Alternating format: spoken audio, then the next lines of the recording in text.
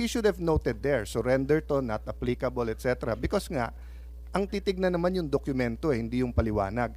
But I have one more question, and ma'am, payagan nyo, itulay ko rin to kay General Torre. Sir, pakinggan nyo yung question ko kay Ambassador kasi baka may link to sa isang tanong ko sa inyo. Ambassador, if you go one by one sa questions, it seems to me the ICC wants to make sure na nasunod yung due process at saka human rights ng akusado at ng inaresto. In your view, meron po bang violation ng batas sa pag-arrest or pag-detain ni former President Duterte? Wala po. So wala. Opo. So wala. And you know our law, so walang violation. Opo, opo. Okay. How about you, General Torre? May violation ho ba sa arrest or detention ni former President Duterte? No, sir. No, wala. Categorical wala tayong violate na law. No, sir. Okay.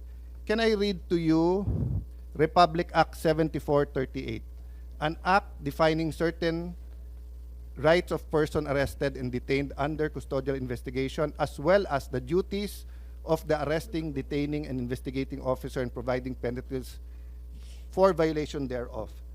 Section F, any person arrested or detained,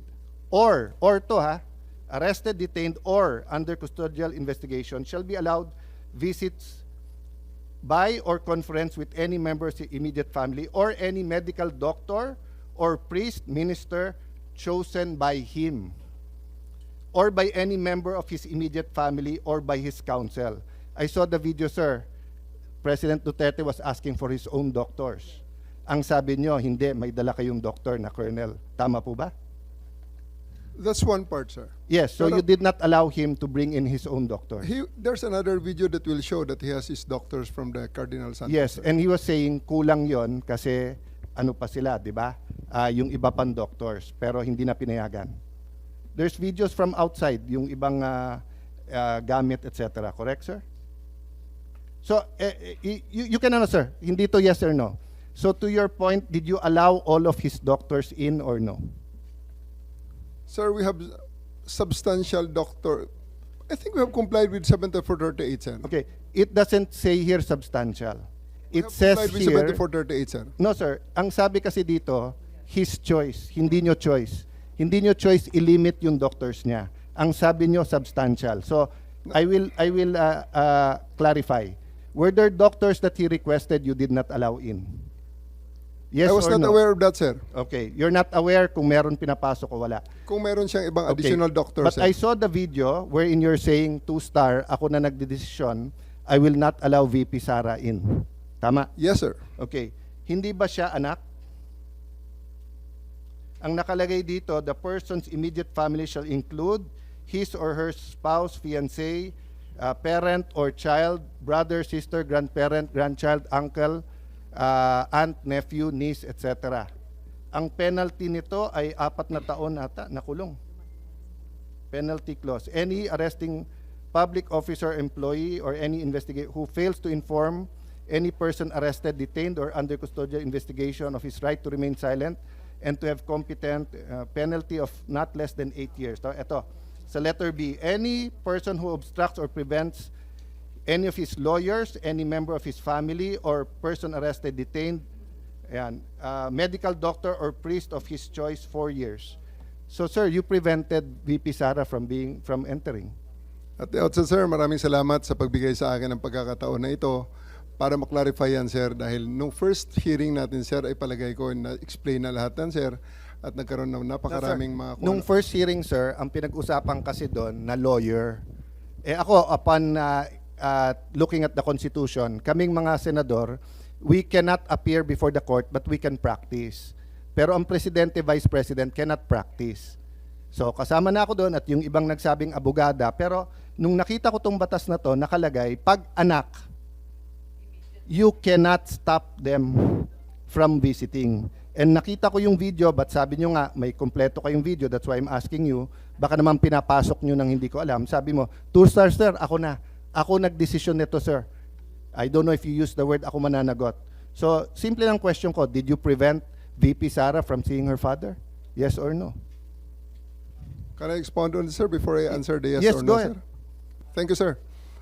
Kaya ako yung nagpapasalamat, sir, na ma-expound yan, sir. Dahil after the first hearing, medyo marami-rami ang lumabas, sir, ng mga misinformation regarding that matter, sir.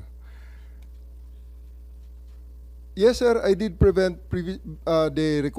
I did deny the request of President Duterte for him to allow VP Sara to enter, sir. Kasi nga naman, sir,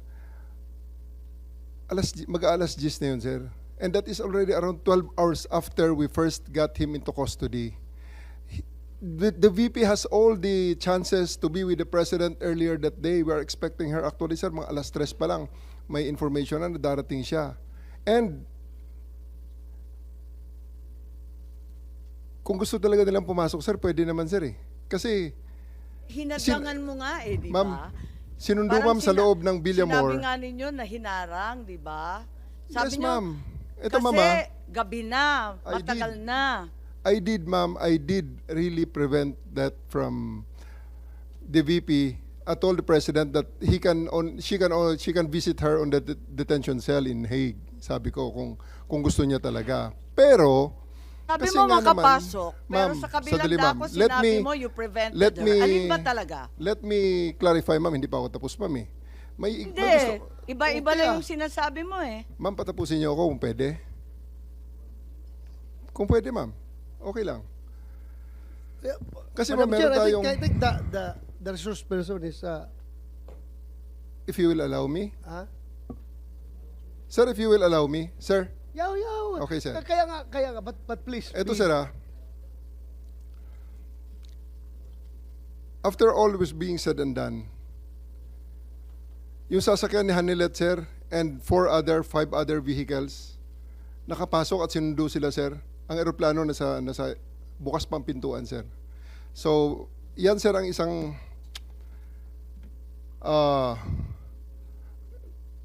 tumayong balahibo ko nun, sir, noong panahon na nakita ko, naku, andyan yata si VP Sara, andyan si Bongo nakapasok na. Kasi sinusundo na, sir, si Hanilet at saka si Kitty, sir, ng kanilang mga sasakyan, together with the other entourage.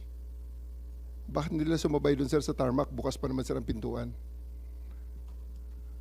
Alam mo, Madam Chair, Sir, Nick, Sir.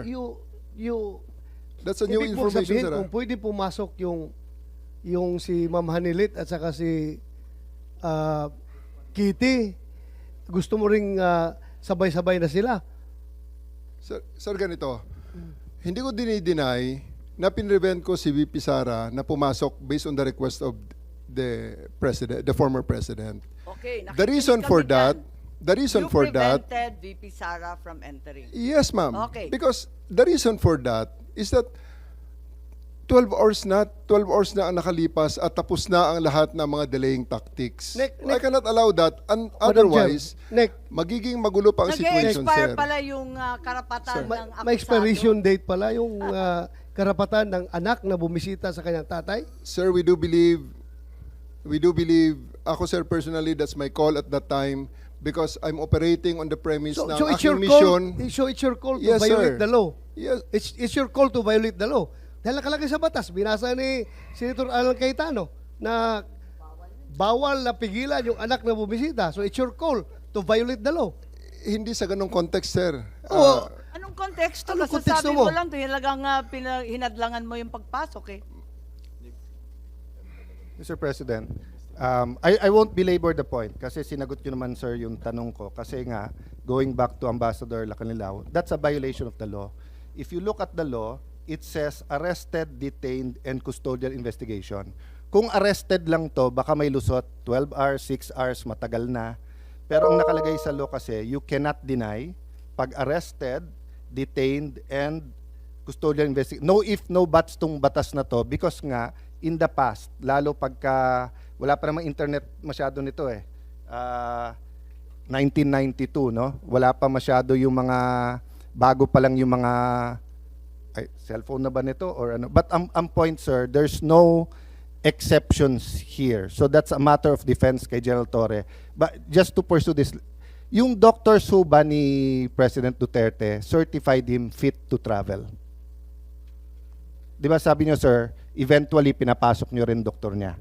So nung una, sa video nakita ko, ay hindi pa kasi niyo nasasubmit yung buong video, kaya hindi pa namin nare-review, no? That's why I'm giving you the benefit of the doubt. Kasi I'm not an eyewitness, I didn't see and even if I'm not an eyewitness, I didn't view the video, no? So dun sa nakita ko kasi, you were denying, the President was saying, you have to make sure I'm fit to travel, and then sabi niya, doktor ko, ang sabi niyo, may doktor na dito, it was a police or military colonel. So eventually you let in some of his doctors, correct, sir? Yeah. Did they certify that he was fit to travel? I believe, sir, on that argument, we can already No, take- it's not an argument. I was just Sir, asking. okay, sir. Did Sir- they certify that he was fit to travel or hindi sila tinanong were they fit to travel? It's not part of the procedure for his private doctors for that to do that, sir. It will be the government doctors who will be No, taking that's not that, sir. true, sir. Ang nakalagay ho dito sa batas, it can be his doctors.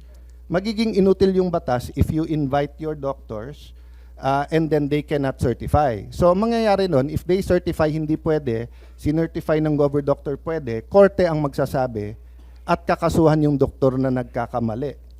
Hindi mo pwede basta't i-replace ng government doctor yung, so like now, no? If anyone here biglang nag-faint at sinabing hindi na siya pwedeng mag-appear dito, we have a Senate doctor. But if it's the doctor of the witness who tells us, we cannot immediately judge on the two. Kasi even dito po sa surrender, may mga tanong about being fit to travel eh. Na ang nakalagay nga and even yung baka mapahamak yung kapitan.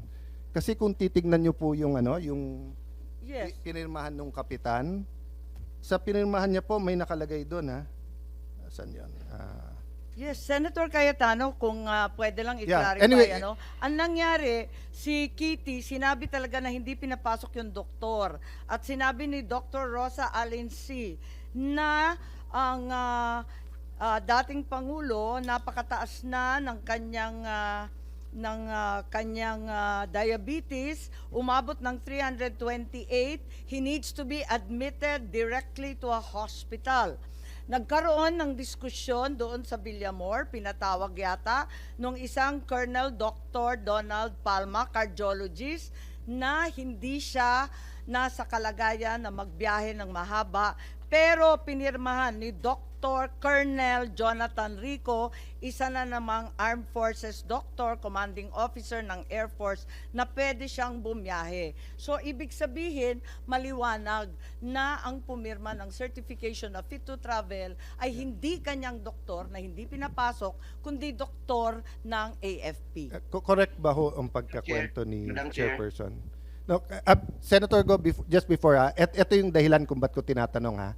Sabi nga ni SOJ, sub judice, meron na request, may petition for writ of habeas corpus. Ang aking concern ngayon, kasi ang bata, ang ginagaya, hindi yung salita natin yung gawa. And I think ganun din sa batang pulis, batang militar, batang tanod, batang NBI. They're watching now. So what if someone was arrested in Tawi-Tawi? Can he be visited by his family anytime? And can his doctor, they say, hindi mo pwede ilipad ng Manila yan? That's why I'm asking all of this because according to Ambassador Marcos, Lacanilao, walang violation. Sabi niyo, walang violation, pero apparent dito. No? So I just want to put that on record. Sana malinaw natin yan. Kasi may police, meron din po kayong, di ba, revised PNP operation procedure. Pati doon, pareho nung batas pero parang hindi nasunod. So I submit to you and to Senator Bongo.